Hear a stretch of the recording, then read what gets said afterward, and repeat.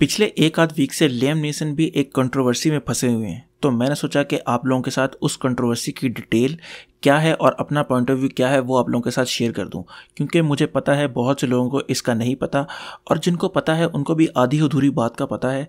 तो मैं कोशिश करूंगा कि यहाँ पर आपको डिटेल में चीज़ बताने की।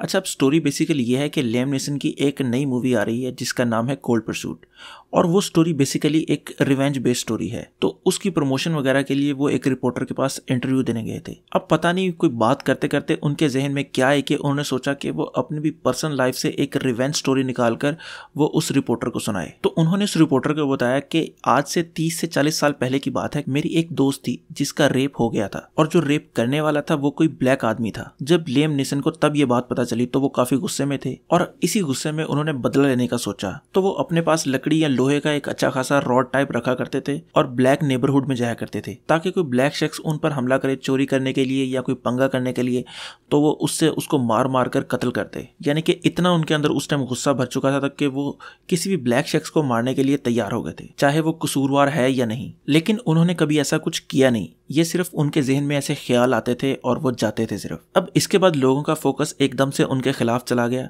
कि ये कैसा रेसिस्ट आदमी है। लेकिन अगर आप उस इंटरव्यू को देखेंगे तो उसी इंटरव्यू में उन्होंने माफी मांगी है। उन्होंने कहा है कि मैं अपनी उस सोच के लिए बहुत शर्मिंदा हूं आज। अच्छा, अब लियाम नीसन के हट के अगर बात करें तो आप अपने ऊपर सोचें कि अगर आपके साथ कुछ इस तरह की बीती हो तो आपके जहन में इस तरह के ख्याल नहीं आएंगे, आपका दिल नहीं करेगा कि आप उस शख्स को मार दें। और हाँ, अगर किसी को कसूरवार ठहराना है तो तब ठहराया जाए जब उसने उस तरह का कोई काम किया हो। उनके तो जहन में इस तरह के ख्याल आते थे और वो सोचते थे कि ऐसा करें वो, लेकिन उन्होंने कभी कुछ किया नहीं। अच्छा, अब अगर आप ऐसा करें कि इस स्टोरी में जो रूल्स हैं उनको थोड़ा सा स्विच कर दें। सपोज कि विल स्मिथ ने ऐसी बात की होती कि मेरे किसी दोस्त के साथ ऐसा हुआ और मैं वाइट नेबरहुड में आता था और सोचता था कि किसी वाइट शख्स को मारूं, तो लोगों ने कहना था कि उस वक्त के लोगों के जुल्मों की वजह से उसको इस तरह की हरकत करनी पड़ी, वरना उसके जहन में तो कभी ऐसा आ भी नहीं सकता था। अब इसके इफेक्ट क्या हो रहे हैं कि जो उनका रेड कारपेट था कोल्ड परसूट का वो भी कैंसिल हो गया और लोग ये कह रहे हैं कि मैन इन ब्लैक का बाइकआउट करेंगे।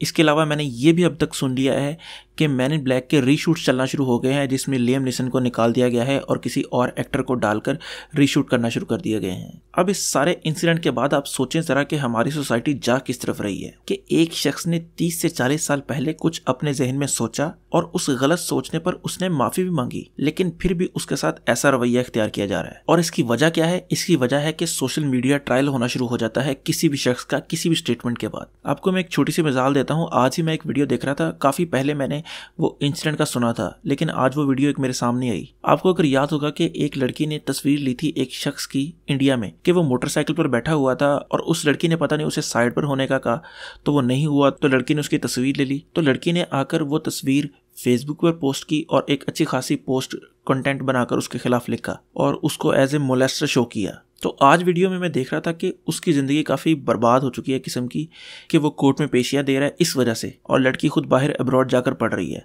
अगर किसी को इंसिडेंट याद हो तो वो प्रॉपर कोट कर दे कमेंट सेक्शन में, मुझे अभी याद नहीं है एग्जैक्ट। तो वहाँ पर भी ऐसे ही हुआ था कि एक तस्वीर की वजह से एक साइड की स्टोरी पढ़ने के बाद लोगों ने मीडिया ट्रायल शुरू कर दिया था उस लड़के का, चाहे उसकी ज़िंदगी बर्बाद हो जाए या ना हो, इससे किसी को फ़र्क नहीं पड़ा। तो मैं एंड पर आप लोगों से एक थोड़ी सी रिक्वेस्ट करना चाहूँगा कि अपने अंदर ना थोड़ी सी नरमी पैदा करें, किसी की बात बर्दाश्त करना सीखें और किसी के खिलाफ कुछ भी शेयर करने या बात करने से पहले एक दफ़ा सोच लें कि क्या ये कहीं सिर्फ एक साइड की स्टोरी तो नहीं है। ये मोस्टली मैंने देखा है आजकल उबर वगैरह के जो ड्राइवर हैं उनके साथ इस तरह का होता है कि लड़कियां आके लड़के आके पोस्ट कर देते हैं कि हमारे साथ उबर में ये हुआ और लोग उसको शेयर करना शुरू कर देते हैं। मैं ये नहीं कह रहा कि सारे जो हैं उबर वाले बड़े अच्छे हैं, लेकिन इससे हो क्या रहा है कि लोगों ने एक ट्रेंड बना लिया है कि हल्का सा कुछ मसला होता है तो वो लड़ाई शुरू कर देते हैं, लड़ाई करके एक पोस्ट बनाते हैं और फेम कमाते हैं। तो मैं भी कोशिश करूंगा जो मैंने अभी बात की इस पर अमल करने की, और आपसे भी गुजारिश है कि आप लोग भी इस पर अमल करने की कोशिश करें ताकि आपकी वजह से किसी को तकलीफ ना हो। तो मुझे उम्मीद है आपको ये वीडियो पसंद आई होगी।